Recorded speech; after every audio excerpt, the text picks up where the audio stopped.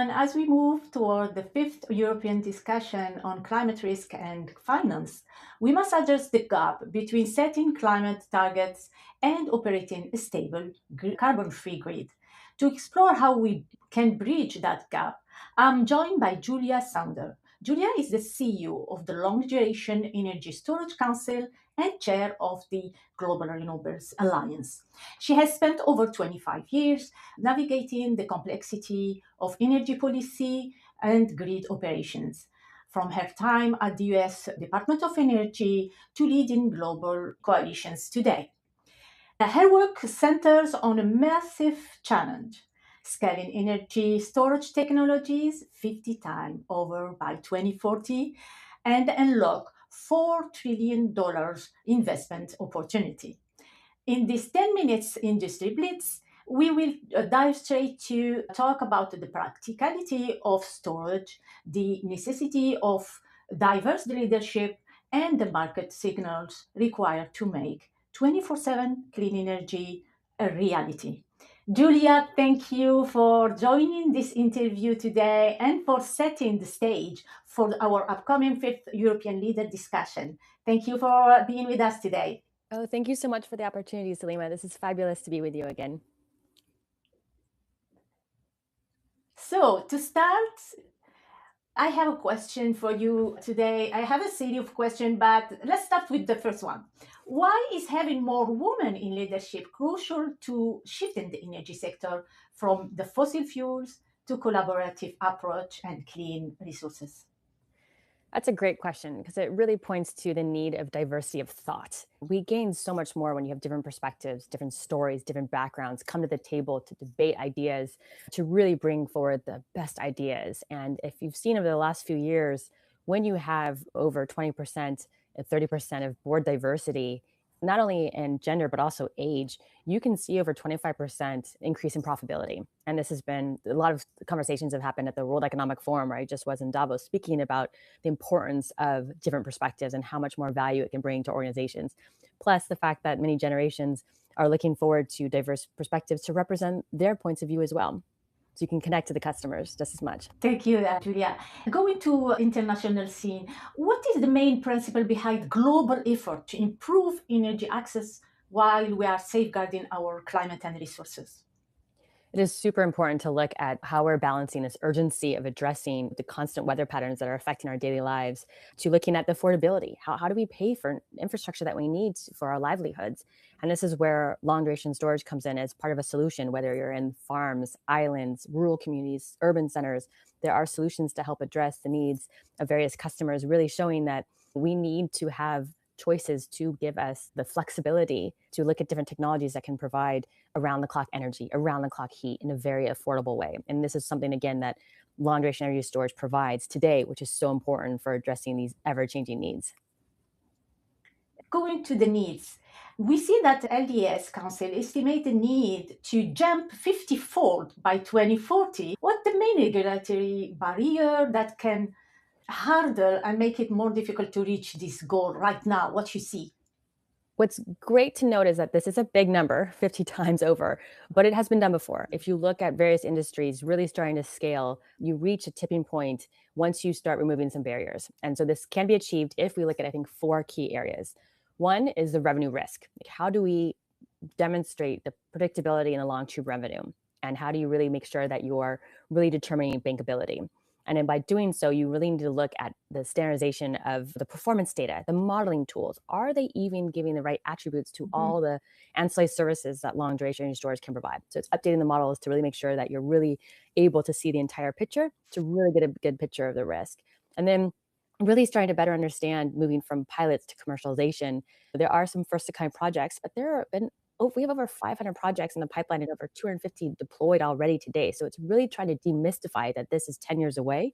We have long duration storage technologies, including pumped hydro, that have been around for 100 years, compressed air, liquid air, carbon that's been around for batteries for 10, 20 years. And it's kind of the new attributes of really bringing together kind of the benefits of really starting to scale. And so we're really trying to show that we can bring warranties insurance into the blended finance rules. And that goes to the last point on cost of capital, where you're looking at how do you look at blended formulas with VC, private banks, institutions to look at how can you manage debt and equity and new percentage-wise and formulas that ensure the fact that you can get your money paid back in a couple of years because you were able to put up a little more risk because you all shared a bit more of that with the blended finance portfolio. So I think it's really looking at how we can achieve this framework of achieving bankability on getting the right business models, working on capital alignment, and then really looking at transparency to how these market signals and getting access to the market is so key. We talk about flexibility, we talk about resiliency, we talk about security, we now have long duration energy storage solutions that can meet all of these needs, but they need to access the market and get paid for their services so we can show the benefits so we can achieve this 50 times scale up. So there are a lot of different ways we can do this, and we're working with many partners of how we can really bring everyone to the table so we really see the entire picture of insurance, warranties, bankability models, different tools that we can all use to really bring, again, the benefits to the marketplace. So we're working on policies to broaden the markets to access. I think this is so important for, again, this combined coalition of really ensuring that we can finance and deploy long duration energy storage. Thank you. Talking about how to scale, you talked about the different part and aspect of it, but going back to market signals, you've called for a clear market signals like the UK cap and floor scheme. What does a bankable LDS projects look like in 2026 right now? That's a great question. So, what's wonderful is that we have many projects in construction today, and they're bankable because they are able to meet the needs of what regulators have outlined for reliability, flexibility. They're able to ensure around the clock power, heat at a low cost. They're also adding additional benefits like decreasing emissions or providing inertia.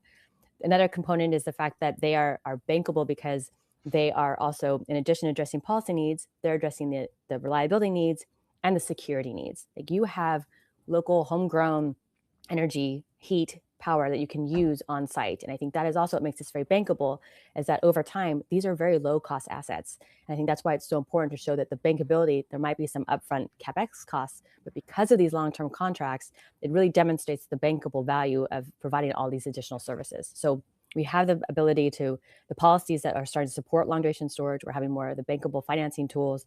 And now we have a lot more of the needs of utilities and many other customers being met by other solutions, demonstrating that they can deploy and scale, and again, providing this value add. I think it's really important to highlight how long duration storage promotes reliability and the fact that we can keep the lights on over days, weeks, months, which is so critical to our local economies. And I think this is so important to demonstrate that in 2026, this year, we have a lot of projects that are providing services around the clock. Thank you. You talked about, by talking about heat and the utilities, LDS extend beyond the grid to include power to heat for industry. How can climate finance push heavy industries from gas boiler to thermal storage? Well, one thing I think it's amazing to see just the cost savings. So the economics speak for themselves. So when you can see how thermal energy storage, because you're using rocks, salts, bricks, and different types of very low cost materials that you can store heat in a range from 150 degrees Celsius up to 2000 degrees Celsius, you can meet the needs that a gas boiler can do today and provide this constant reliability, security, and resiliency services while also decreasing emissions and helping meet other goals. What's great is that I like to speak to the four families of long duration storage. And as you mentioned, the power to heat is so critical for our industrial sector. We have many members that have deployed. If you're looking at Thailand, Rondo with a cement factory, if you're looking at Kraftwerk in Germany, if you're looking at Bryn Miller and breweries, like we are already deployed, providing value in a variety of ways. And you're looking at companies coming down the stream to continue to look at their improvements with how they provide and address industrial customers' need. We also have the mechanical and the electrochemical, so all the elements on the periodic table can be mixed into different battery configurations, and then the power to X, so you're looking at the hydrogen, the methane, and ammonia. So this diversity of portfolio is so Yeah. important to the diversity of needs globally, that really demonstrates that what you need in an island, you're going to need a different in Europe, and you might need something very different in an urban center versus something in an agricultural or a port. And you have different needs that these different technologies can meet. And I think that's why it's so important to look at the power to heat side, because it does really meet a lot of industrial sectors' concerns over growing fuel prices because of the volatility. Thank you, Julia. It's really interesting, and I will love to continue, but time is up. But before we go, let me ask you a final question and close this discussion on a light note. If the global energy grid were a farm animal, which would be? And will it need a fence or maybe more room to roam? That's such a fun question. And my mind jumps in different directions because so many people talk about the grid as the chicken or the egg, and it's kind of both because you need both to really push the process. But I really think as Yeah. a specific animal, I was thinking more of something from like the safari, like from like a giraffe, something that is kind of not really understood, but so beautiful and so necessary for the ecosystem. And it has these different structures that people sometimes love or dislike. I was thinking of the transmission lines and just the infrastructure that I think it's kind of like a giraffe in some ways, so important, can go long distances, has this very beautiful body, but some people are curious about like spots. What I think it's because of that. That's what made things. I think about the grid. There's this complexity and this misunderstanding to the beauty that it brings, and why I think it's again those different perspectives that we can really bring. So, in some ways, I say a giraffe, chicken, and egg, with no fence. That's new. I didn't expect to have this response. Let's think about giraffe. Julia, thank you. It's always a pleasure to welcome you at the ICWS network and discussions.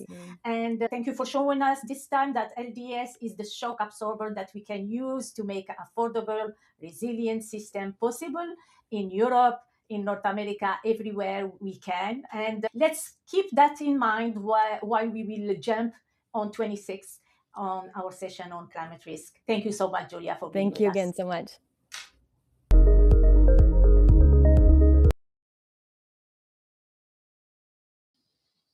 Hello and welcome, everyone. Welcome back to our discussion.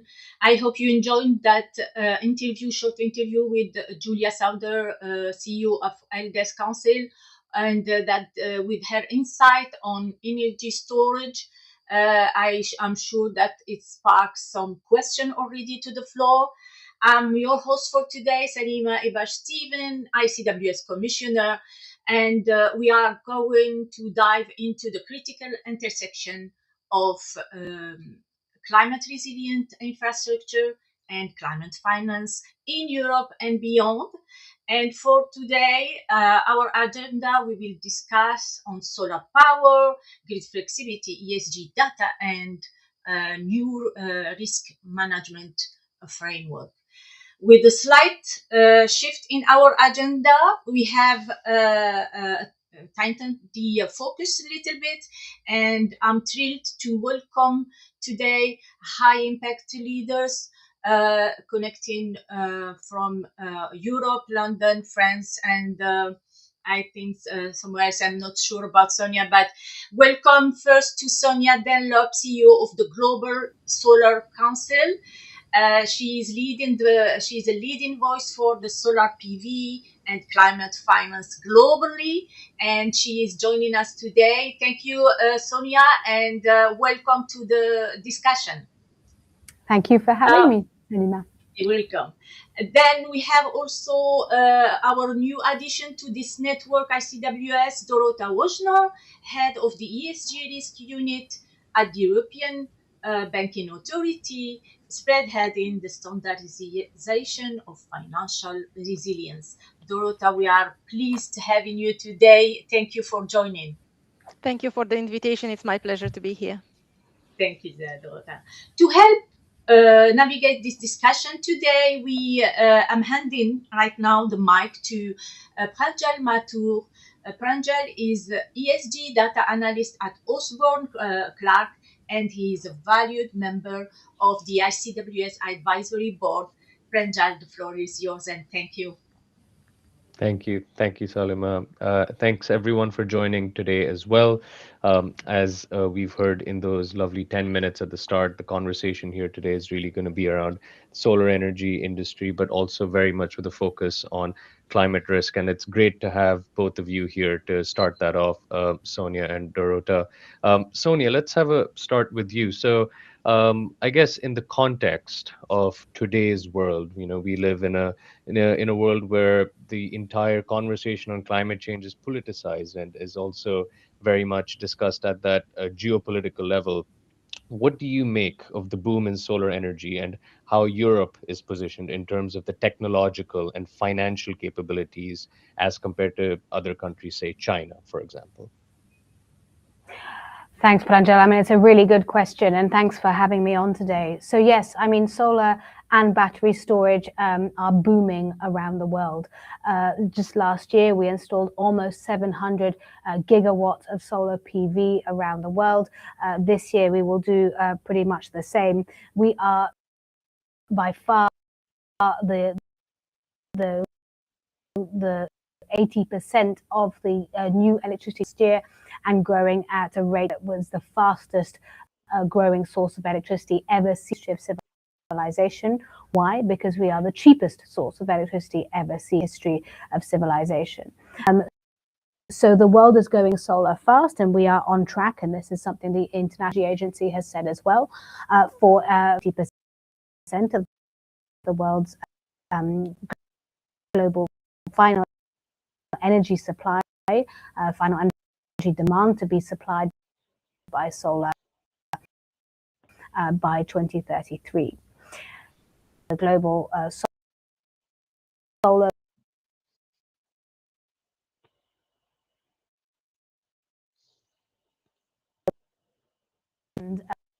and was picked up in terms of manufacturing in China's program, and that is, it is thanks to manufacturing that we are where we are today, where the cost of solar has come down by 90% and the cost of battery storage by 7%. Europe is development everywhere you go in the world, except for in China. You see, that European utilities are really dominating that scene, and really has the potential to play a really important role in every part of the value chain, especially downstream into the future as well.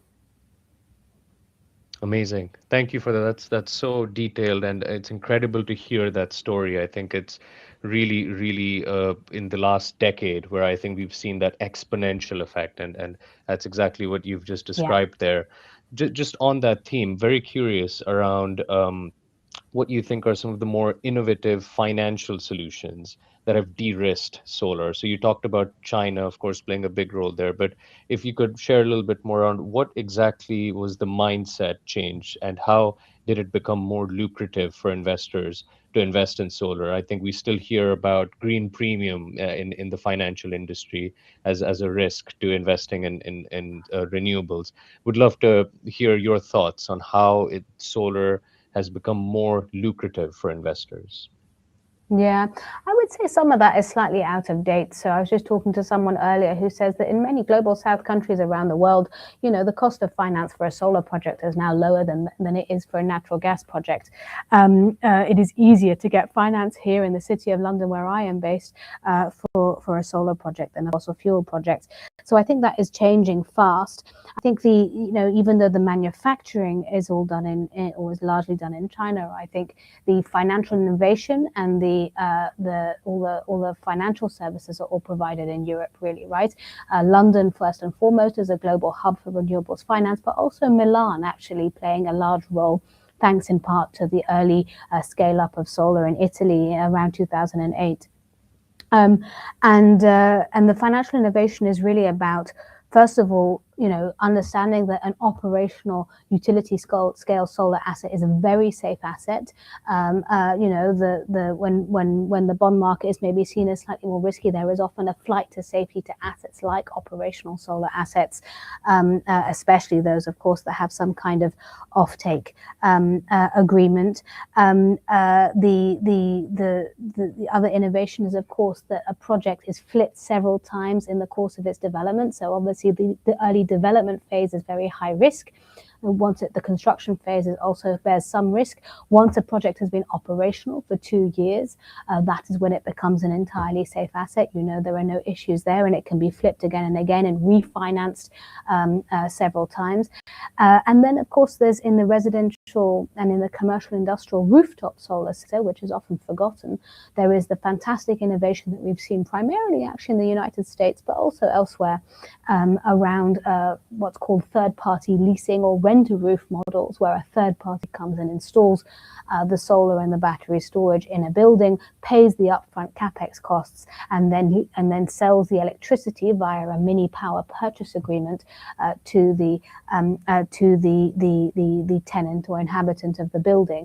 And it's that kind of the innovation we've seen in those kind of mini power purchase agreements, but also large-scale power purchase agreements with big corporate power consumers, synthetic PPAs, virtual PPAs, sleeved PPAs, that has also really unlocked a lot of the demand for utility scale around Europe and across the world. Absolutely, yeah. And I mean, obviously, working at a law firm, we definitely have a lot of clients that purchase these corporate PPAs and are very much involved in the market to present themselves as you consuming renewable energy. Although the focus of today isn't on reporting, I think there is still a lot of work we can do on how we report emissions from market-based emissions, essentially. Of course, just conscious, Sonia, we have you just for a few more minutes, so we'll get to you, Dorota, very soon because I think this intersection with risk comes in. But just a question again here for you, Sonia, on how exactly the EU regulation is fitting into this. So, for the context of our viewers, the EU has just had an omnibus in a variety, a suite of their legislation, climate being one of them, AI being another one as well. What do you make of it? How does this impact the ability of companies to generate solar energy, have storage solutions, and of course for corporates that are looking to purchase those PPAs you mentioned? How do you see the EU Omnibus Act in this context?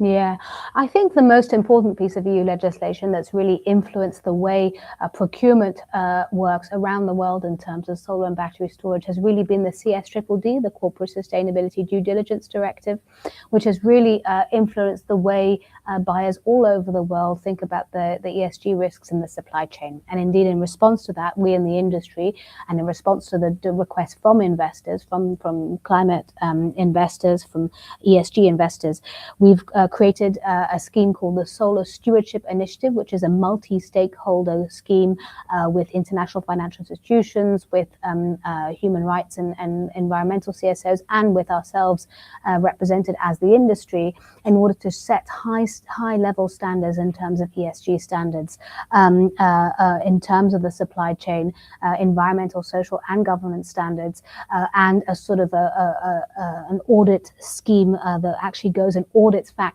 in China and around the world to make sure that they are meeting these standards, in order to make sure that people can be sure that when they buy a solar panel from an SSI manufacturer, that they are getting what they expect. And indeed, in battery storage, it's not quite as mature, but the Global Battery Alliance have just published its GBA benchmark, which is essentially the same kind of system, right? Setting out what the highest ESG standards should be, and then setting out a system whereby manufacturers can be audited against those standards, and we can create a global market standard. And all of that has really been triggered and has come from innovation in terms of regulation in Brussels, in the EU, and the EU is using its norm-setting power together with also the financial services industry in the UK, which was also very involved in this at the beginning, using its norm-setting power to set the standard for what good looks like in the global solar and battery storage supply chain all over the world. Amazing. Thank you for that description. You know, I do remember 5 years ago when the conversation in the EU was very much developing and the world was playing catch up. But I noticed you also did mention the UK there, and I think it's worth mentioning the UK is very much playing a leading role as well today in a lot of the regulation and de-risking of assets systemically on that. One last question for you, Sonia, before you go, is just in terms of all of the news we see in the world, right? There's a lot of news that sometimes makes us wonder: is this what's happening with global climate change? Are we headed in the right direction generally, and should we be worried about activities in the U.S. and elsewhere in the world? Is there any one thing you'd like to share with the audience on how they can essentially wake up in the morning and still feel good and be ready to fight the good fight? Yes, I'm really not worried. If we look at the numbers, if we look at the data, the global shift to electrotech technologies, to solar and battery storage and other renewables generation sources is happening because of the economics of these projects. The numbers, the economics, the finances of these projects adding up. And that is why the world is shifting. And that is bringing us economic competitiveness and sustainable development potential all over the world. That is bringing us energy access benefits in parts of the world, like in sub-Saharan Africa, where they don't have access to energy. That brings us energy security, which brings national security as well by utilizing the resources in your country instead of having to import oil and gas through pipelines. And more than anything, the switch to solar, to storage, to renewables, to electrotech technologies brings resilience, right? Solar brings adaptation and resilience benefits. It's a form of climate resilient infrastructure, to use the topic of this webinar. A building with solar on the roof and storage in the basement is a building that is more resilient, not just to climate change impacts and shocks, but to any other kind of natural disaster, to conflict situations such as in Ukraine. And it's that resilience that it brings to your economy that is the critical thing that we need to be thinking about in terms of rolling this forward in the future. Amazing. Thank you. I love that message, which is that it's resilience. It really is, genuinely, because it's about de-risking our supply chains and de-risking our energy system in this period of volatility. What a great way to do that.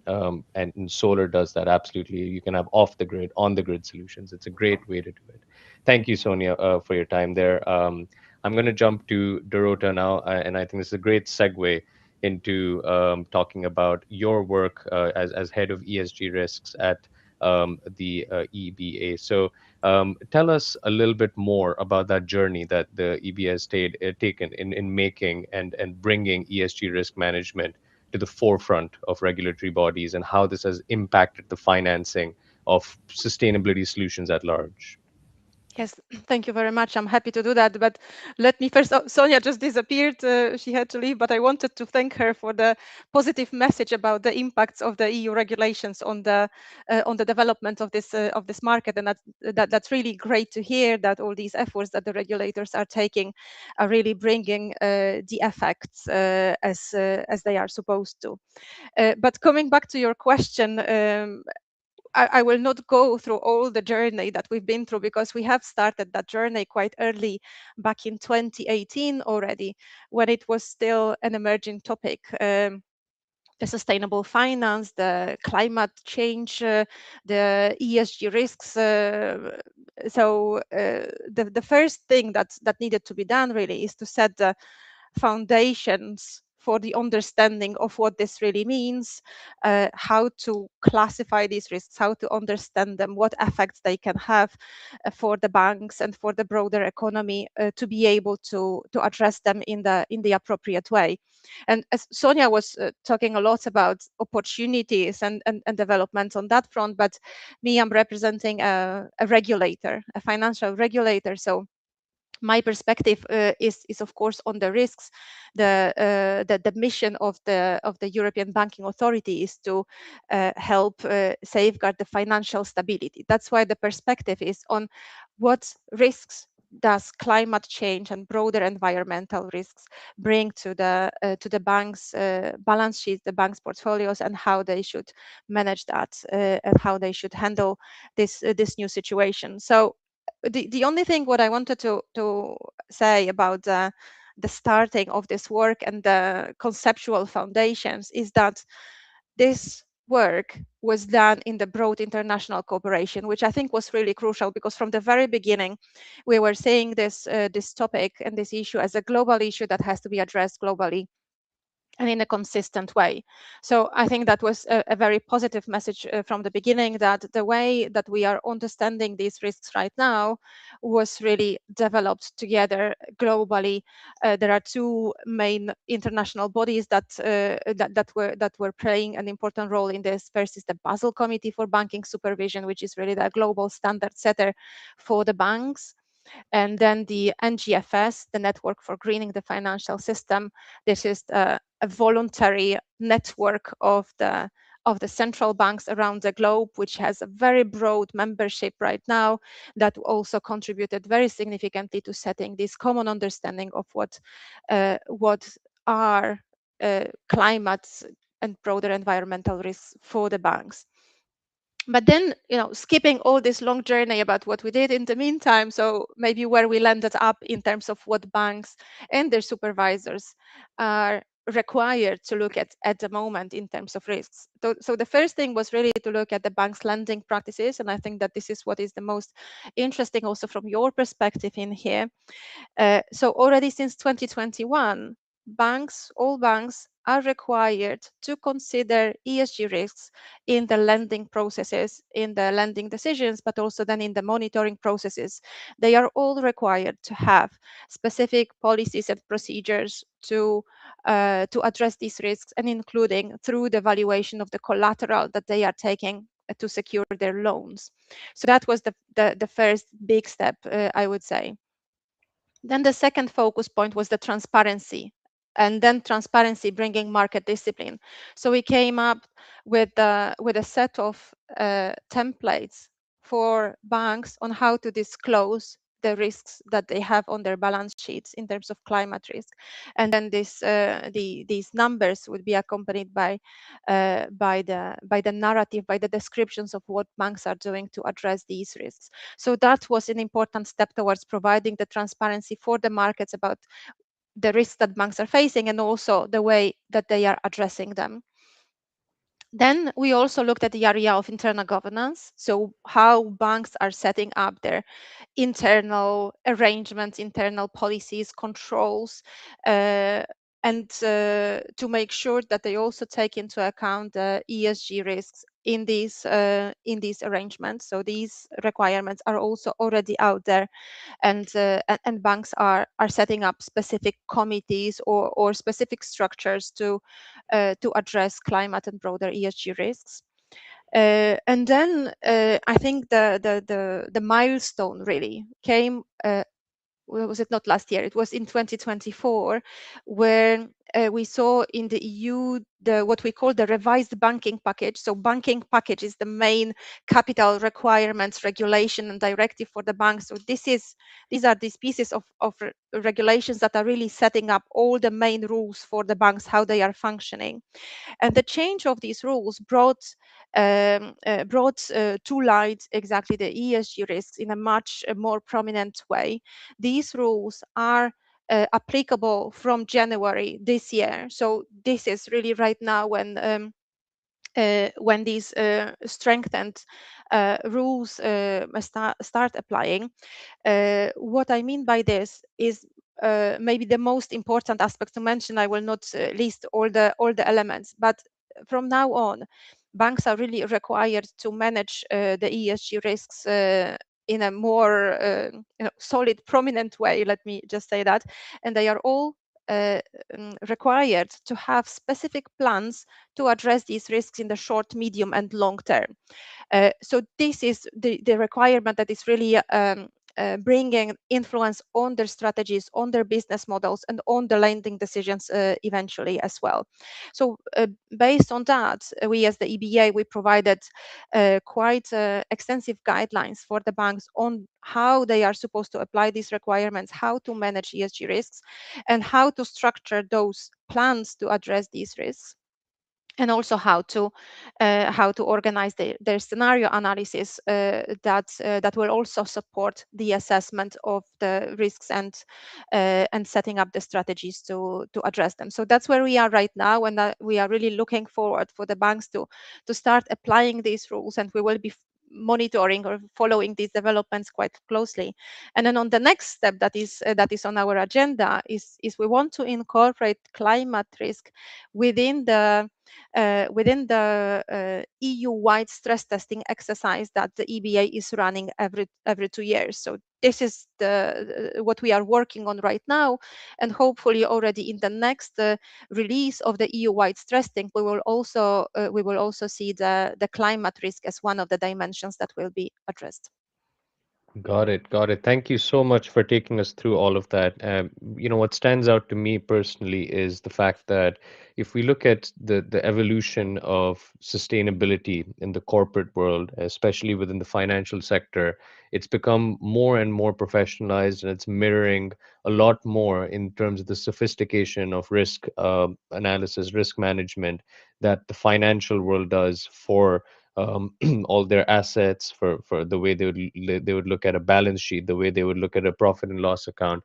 It's very much mirroring that approach, and we see now with the EU's sustainability reporting standards. Of course, I think there's a expectation that the information is forward looking. It's not just reporting on backward information. So that's really interesting to hear, and good to see, and from your side as well, that that's the message that's going to the firms, to the banks rather.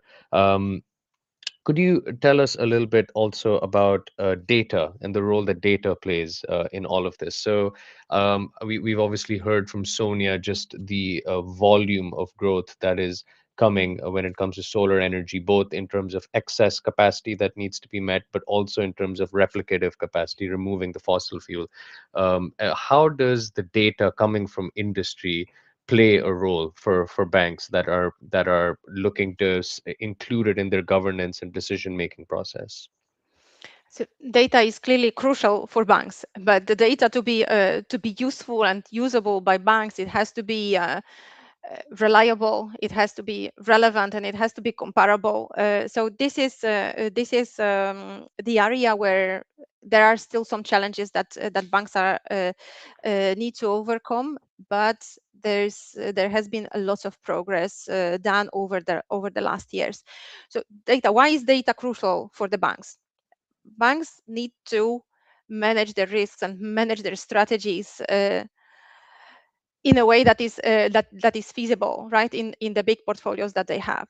So in order to do that, they need to have this comparable data to be able to build specific models, to be able to assess the quality of their portfolios, to be able to assess the success of the strategies that they are adopting. So there's plenty of areas for which the data and available, comparable, and reliable data is really crucial for banks. This is not specific for the ESG risks or for sustainable finance. This is something that is really the basis for the bank's activities and for their risk management practices in whichever risks we are talking about.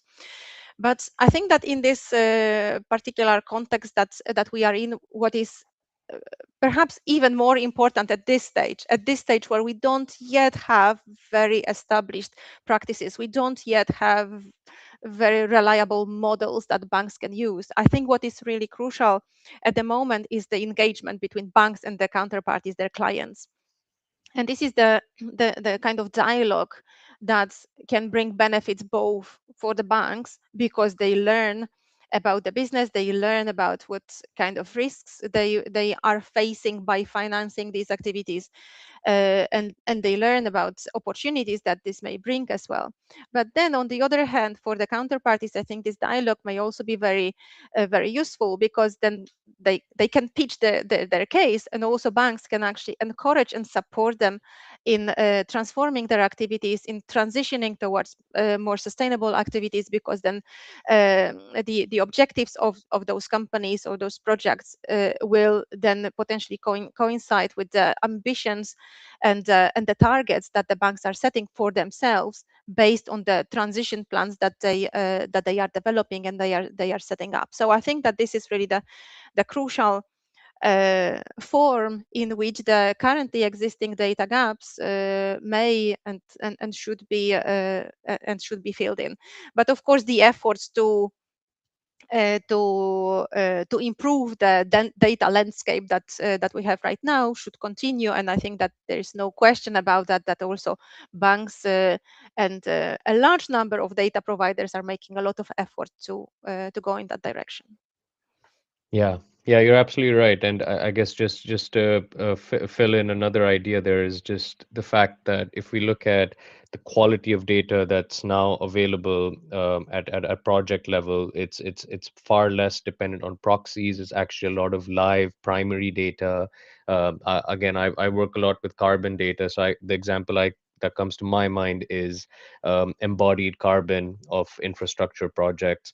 They are very much an industry standard now, and it's incredibly useful to have that as an investment decision making tool for banks around the world. And of course, the EU is leading the way in the depth of the integration. I think maybe in other parts of the world, there's still a catch up to go in integrating it into the fundamental decision making, and perhaps the EU is a fantastic example via the stuff that the EBA does as well. Um, Bringing it, I guess, to one of the questions I had asked Sonia, which was just about the EU regulations again. So I appreciate, of course, we cannot have you make an official comment on any of that, but just very curious on what you make of where the EU regulation is headed at the moment.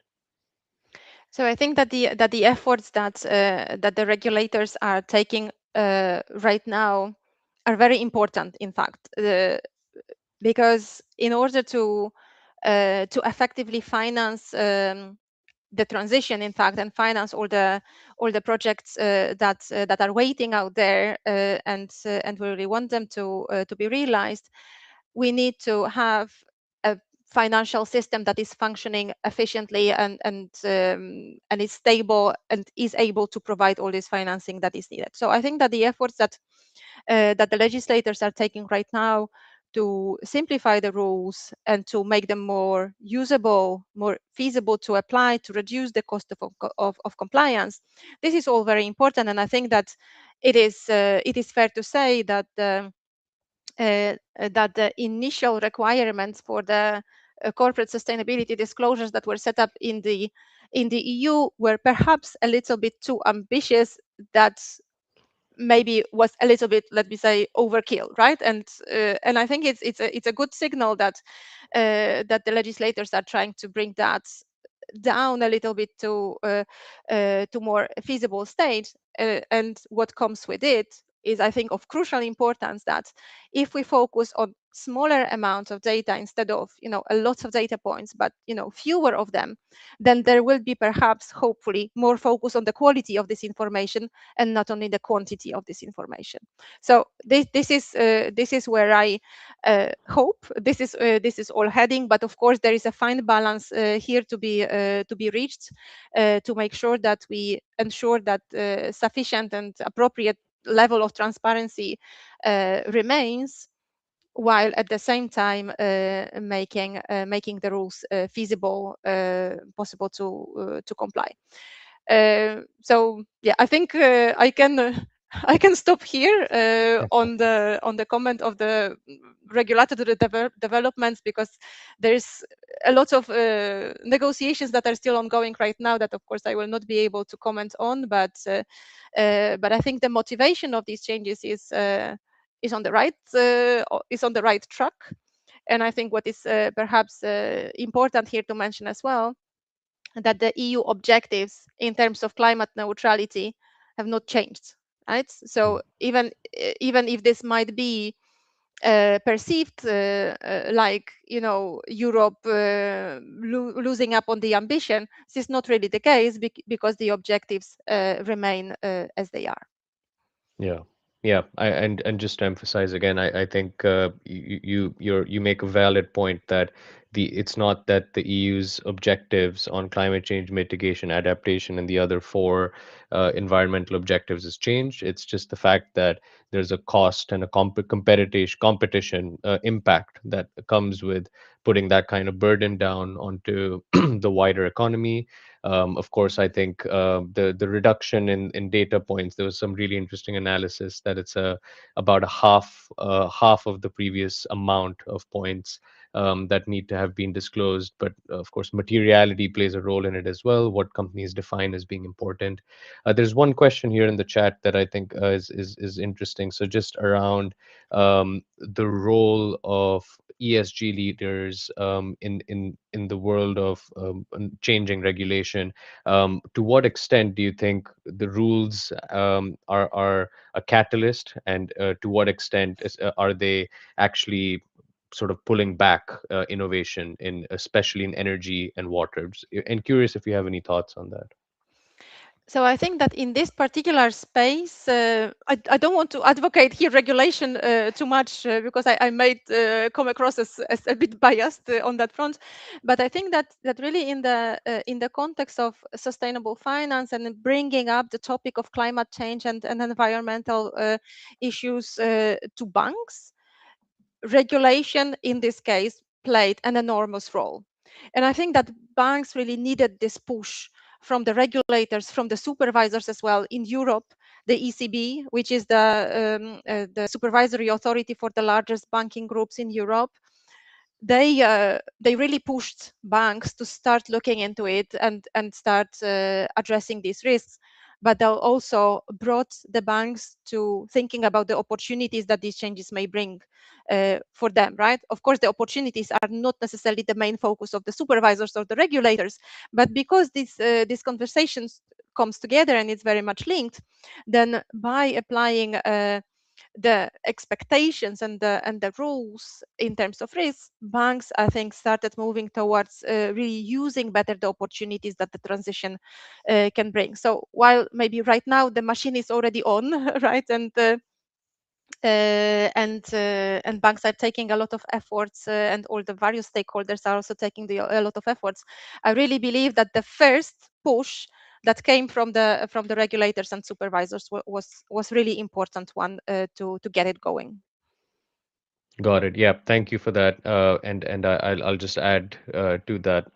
Just from my perspective, I feel like regulation is so vital, especially given the extent of the challenge we face.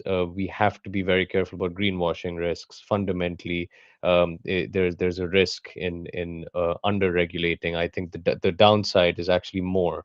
So yes, the regulatory efforts are very much needed, and the EU, I think, has created a model really that is serves as an example for a lot of the world.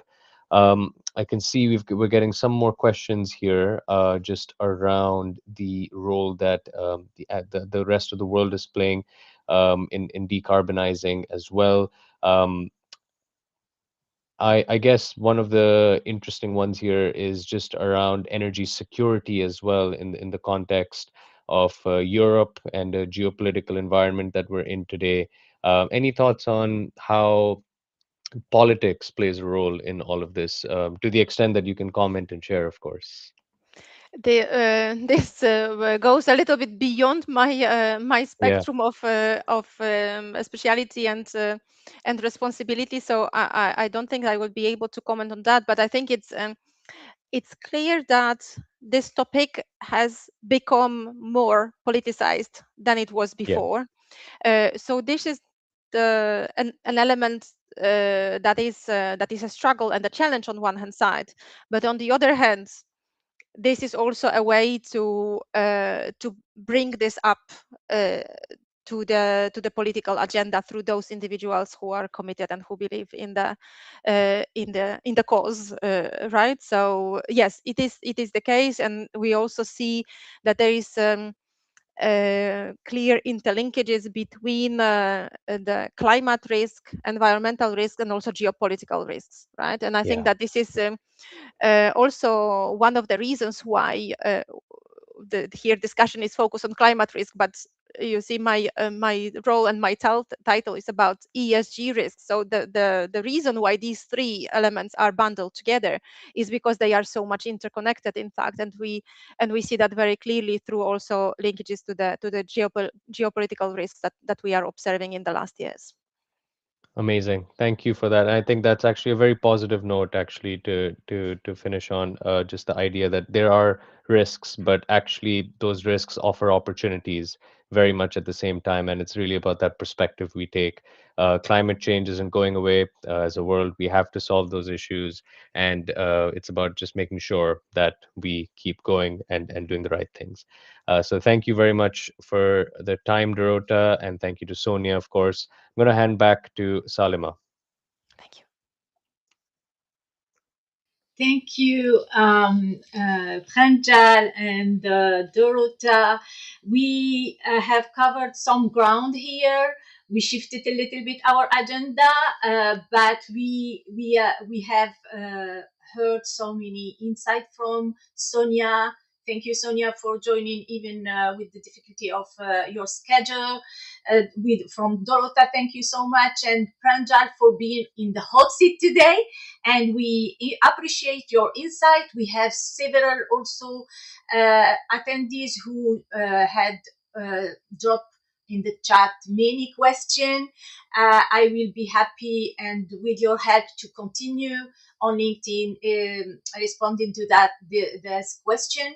It's clear that while the road to solar powered Europe is complex, the convergence between the innovative climate storage technology and robust policy and regulation can give us a real reason for optimism. And for today discussion, you can stay tuned. We are coming back soon with other guests from our network to continue this discussion. I want to thank and value the participation also of Julia Saunders and her insight during the interview side chat. And thank you to our participant, Stephen De Fila from China, Emel Mahlouf from Italy, and others. Thank you for joining. Thank you for making it even more valuable, this series.